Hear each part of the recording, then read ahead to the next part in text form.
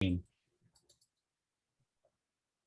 guys all went over to that side. So thanks for inviting me and for this little mini session. So what I was going to talk about was the laptop incentive program that we had used. Let me see. That actually admissions had offered students if they were an early depositor by May 15th. Okay, and what I'll try to do is give it in context of what we see technology of incoming students coming with. There we go. So just to give you an idea, if a student deposited by May 15th, they would have their choice of a Dell 14-inch laptop or a 13-inch MacBook Air. And we put the value of those on at about $1,200, give or take. And it was actually was a little bit different than that, but not too much. The Dell laptop actually ended up costing more. We also realized that many students just went through a pandemic and spent a lot of time with, zooming around to classes as it was. So a lot of students probably already had technology and didn't necessarily need a new laptop to come in. So there was the third and fourth choice of $300 per year and $150 per semester of either dining dollars or bookstore money that a student could choose. And the idea is that you receive the machine when you arrive for school in September. And if you stay for 4 years, then you can keep it. Because by then the value would be gone.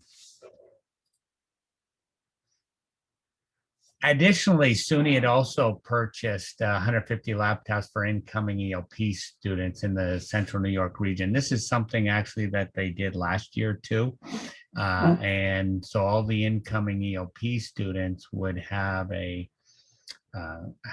given a laptop. The nice thing about last year's program was that we receive a certain number, and actually it doesn't necessarily have to be given to the incoming students. Some of the other students will, in subsequent years, we're able to take some if we had some leftover. So 150 is for the Central New York region, and it's nice that Joey takes the laptops and then is responsible for distributing them to the other colleges such as Onondaga, Cayuga. There's probably a couple of others in the region that he gives it to. And then he gets to keep the leftover ones that are there. So actually last year we got even more than our portion. So, which is good. And he utilizes those for the students. So just one rule around the laptop giveaway is the starting net value that we started with each of the program is $1,200 per student, which is how it worked out with the bookstore and the dining dollars. Student leaves before they graduate or within 4 years, and they must return the machine. And we don't have a return process yet, but it'll either be at the help desk, or it might be in the Colkin area, or it might be at the library. I'm just not sure.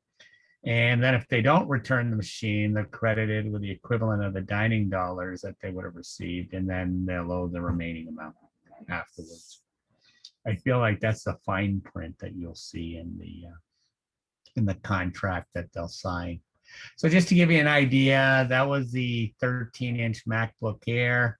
And we have 4 years of Apple Care Plus on them too, which added a little cost to it. But it's nice in the sense that if a student has an issue, they can just take it to the Mac, the Mac store at Destiny, and they'll fix it for them. Might have to leave it or not, but it really goes and streamlines the process. It is the latest M1 chip and everything around it. I don't know how much detail on, but procurement is always an issue when you get inside SUNY. But these machines have to be here by August 1st, and somehow they will be here by August 1st. So that just gives you an idea of that machine. The Dell Windows laptop again, basically, the latest one they have, the i7 chip, et cetera, et cetera. Those also, and I don't think I have it listed here, they have um, enhanced support. But in the end, the student could have an arrangement and meet. Dell would send a support person here, but it's uncertain exactly how we're going to go and handle the support process if they have somebody comes. So they might end up coming to the help desk and we'll help them out and facilitate it from there. We really want to have the burden on the student to be as little as possible. But we also want the burden on the help desk to be as little as possible. So we'll just see how it goes. We're still developing that work process. And to give you an idea, so in the end, we gave 587 laptops away. I don't have the exact number of students. I was hoping to have that number that took the dining dollars or the bookstore money, but it is about half of the students, took that other giveaway as opposed to this one. You can see the Macs greatly outnumber the Dell Windows machines. I mean, those are really nice light machines for sure when you bring them in to go. We are going to have a sheet of paper that will give to the students and with some suggestions. And I mean, one of my concerns is how do you keep those things safe? Making sure that you mark them. So, I mean, if we're giving 460 of them to students that look exactly the same, you probably want to put something that marks it as yours. I've got the Oswego State Laker hockey team sticker on the bottom of mine, so I'll always be able to tell which one's mine. But hopefully, we'll give students that kind of information. Whether they do something with it, I'm not sure, but we'll see how it goes. So I just want to put that in terms of context to what technology students are coming with each year. And we do an annual incoming student technology survey. And when students sign up for residence, they have this survey that they complete with coming in. And we've had almost the same results basically over the last couple years. Actually, and you can see almost no one's bringing a desktop anymore. The gaming device is pretty high, I would say. The laptop is 86%, and actually that's a little bit low this year for the number of incoming students. We've usually been over 90%, and it could be that the students who are completing it at this point, either they're waiting for the laptop that they're going to pick up when they come in on the day that they move into residence, or they just haven't purchased it yet. You see a few of them come with their own printers. Almost everyone comes with a smartphone. And that number stayed the same all the years. The tablet number is a little bit higher than I've seen in years in the past, but we'll just see how it goes with that as it comes forward. And that's really, that's overall the picture of what we're doing. I just say, first I'll just stop if there's any questions, but then I can keep rambling on if there aren't any. Is there anything that you are wondering about in the program, or how you'll go and integrate it inside your programs? I mean, do you find that almost all the students are coming with laptops as it is? Hi, Sean. Yeah, Hey, Dan. I have a couple comments and questions. First of all, I think this is fantastic.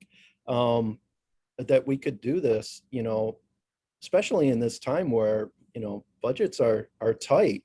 I think that was over like $700,000 worth of computers that, we're essentially giving out. And I think that's fantastic. I first heard of this through prospective students when we were doing our admitted students day, and we're starting to meet some students, and they started asking me, which computer should I get, the Dell or the Mac? And I don't know, I may have missed the messaging on this program. Was there anything that was sort of blasted out that, this was, beyond admissions, I guess? And this Because is I being was sort of caught by recorded, right? surprise. It may be something that obviously I was really overwhelmed through this entire year with trying to keep up with everything. But when students started saying like, hey, we got this new, they give us a free computer. I said, what? I didn't believe them. Yeah. So just some of the backstory then, and actually this would have been my ramblings as we went on. So the funding really comes from the CARES Act money that the college received.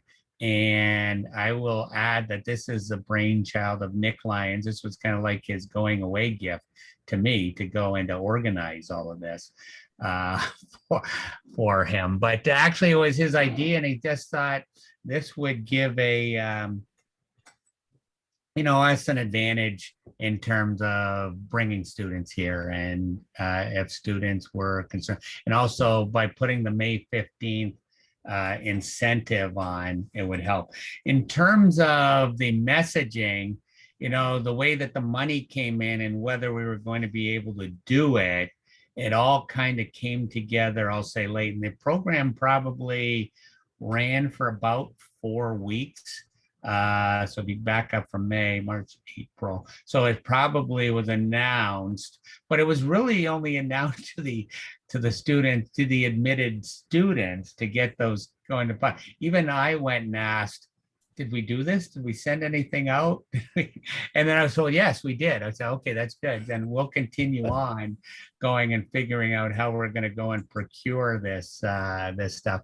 So it did kind of come up late with that, and pushed out. But I would say it has been very popular. And I think it really did help. Like, even when we're talking, when I'm on SUNY CIO calls and people are asking, what are you doing around here? Top secret. I did not mention it to anyone until, we were at the end and the program was over.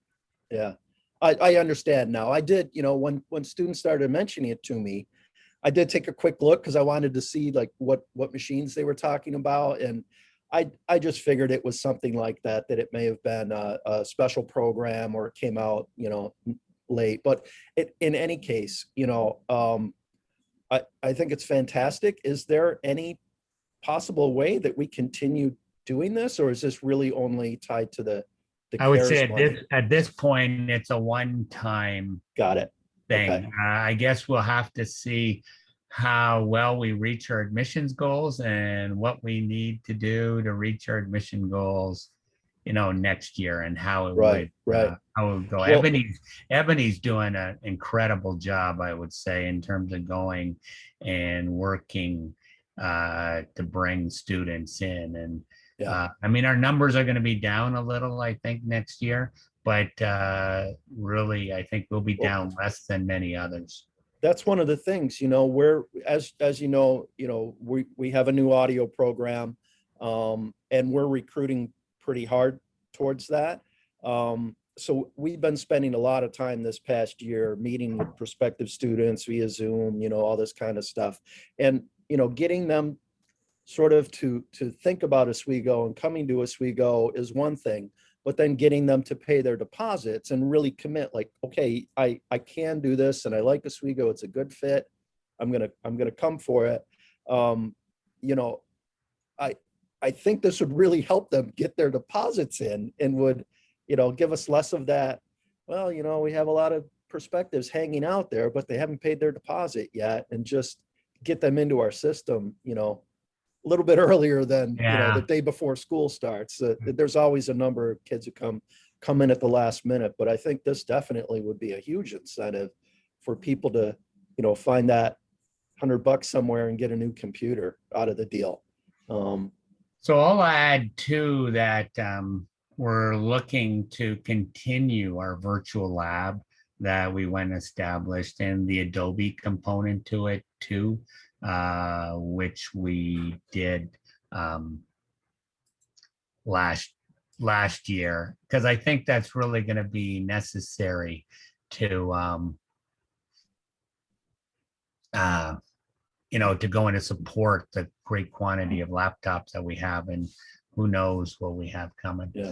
Okay, let me see. Pat says, my daughter is an incoming freshman and you are thrilled about, well, that's good. You can really thank laptop stickers. The students have the option to upgrade it if they need more power. No, they don't. So this is where I go to the, the use of the virtual labs and the labs that are on campus. I mean, I had talked to to Professor Rowe, I would say, and about this. I know this doesn't necessarily meet the needs of the graphic designers, which is why I go back to the virtual labs and the Adobe.